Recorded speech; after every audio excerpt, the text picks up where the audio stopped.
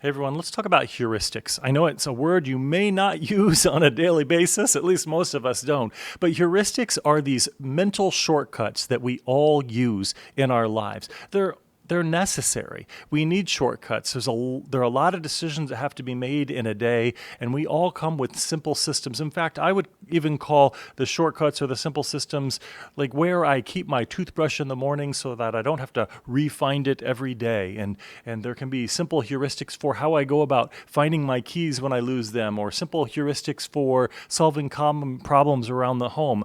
But there are also heuristics that we find ourselves using, simple mental shortcuts and problem-solving tools that are grounded in really great research and good practice. Sometimes we have heuristics that we've developed that we just seem to revert to all the time, and they're not actually helping us. They might actually be harming us, preventing us from discovering those metaphorical and literal treasures, preventing us from coming up with the best solutions or discovering the truth. So we can get caught in these mental shortcuts where maybe even we're making judgments. A judgment can be a kind of heuristic where we just make a quick assumption about whether someone is trustworthy or not on the basis of what their clothing looks like or their hair looks like or something like that. So we all have different kinds of heuristics, and they are necessary so that we don't just have this kind of cognitive overwhelm of having to start from scratch all the time. But we want to make sure that we use them in a way that's helping us and that's helping us achieve our goals, whether it's to help someone else solve a problem, discover a treasure, whatever it might be. So I have jotted down 5 tips for how you can train yourself to have better heuristics. And some of these are pretty common sense basic items, but as is true for a lot of my videos on cognitive biases and logical fallacies and observation skills, the key is not just in the content, but in the practice. Do you actually try these out? So here's my first one.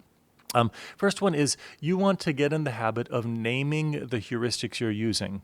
So as you're going through your day, you can just start practicing this. And when you're solving a problem or you're trying to accomplish something, ask, what rule am I following right now? What methodology, what system am I using? You have them. It's going to take you time to start to be able to actually articulate to yourself what systems you're using, because they've become so habitual that we're not consciously thinking of them a lot of the time. So the simple question, what rule am I following? What heuristic, what system am I using right now? And starting to name it and almost jotting it down so that you become more aware of the default systems you use.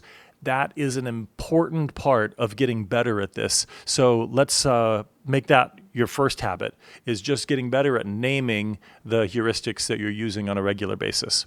The second one is you want to track results. So you want to log and create a shortcut. As you're using these shortcuts, you want to log the ones that you're using and log the results. Did it help achieve the outcome that I wanted? What were the pluses and the minuses of using this in this particular situation? So you want to begin to make some connections between your shortcuts and the outcomes and the results. Because here's the reality. A lot of us have heuristics that do not get the desired results, but we are in a rut and we just keep using them over and over again. This is even true in our relationships and how we argue and disagree with people and how we negotiate and other things like that.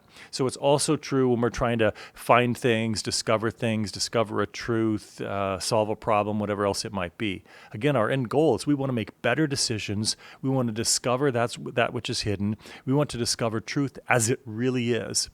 And this is the path to it. The third one that I would share is to borrow from experts. So study how top decision makers and solvers make quick decisions. Look around. When you see people who are really good at solving the kinds of problems that you want to solve, when you see people who are really good at discovering things that are hidden or noticing things, talk to them, interview them, figure out what the shortcuts are in their mind. And sometimes they're not conscious of them either. Oftentimes they're not. Real experts oftentimes have been doing something for so long, so well, they're not actually great teachers. But give it a try and keep talking to different people who are good at what you want to be good at and try to extract from their mind some of the heuristics and methods they're using and then practice them. Try them out for yourself. Here's the fourth one that I'll give for you is Don't just default to one heuristic. You want to try solving something. When you're trying to solve a problem, if you think you have a heuristic that works and you've solved it, force yourself to go back and try to solve it a second time and a third time using a different method. So practice using a few different methods, ones that are not maybe natural for you or common to you, and maybe ones you've learned about from some of the experts or you've seen yourself use this method in another place. Try this out and you will find that there are far more options available, and maybe solving the problem with one heuristic has a certain positive outcome, and solving the same problem with a different heuristic has a positive outcome but a different one. And that's the kind of thing that you want to play with, experiment with, so you understand and become more conscious of these shortcuts that we all use, we need to use, but you get a better sense of which ones actually work really well. You're trying to figure out what you have in your mental toolbox, expanding your mental toolbox, and then learning what each tool is best for, which is what leads to the fifth one, which is you want to customize your heuristics by your situation, by your context.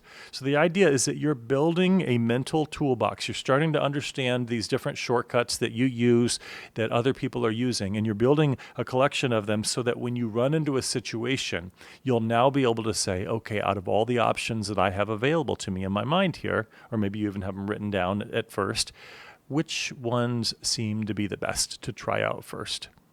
And the more you do that, the better you get. And over time, you can sort of reprogram yourself. You can retrain yourself to use the heuristics that are going to help you discover truth most clearly, solve problems the best, and again, discover those metaphorical and literal treasures.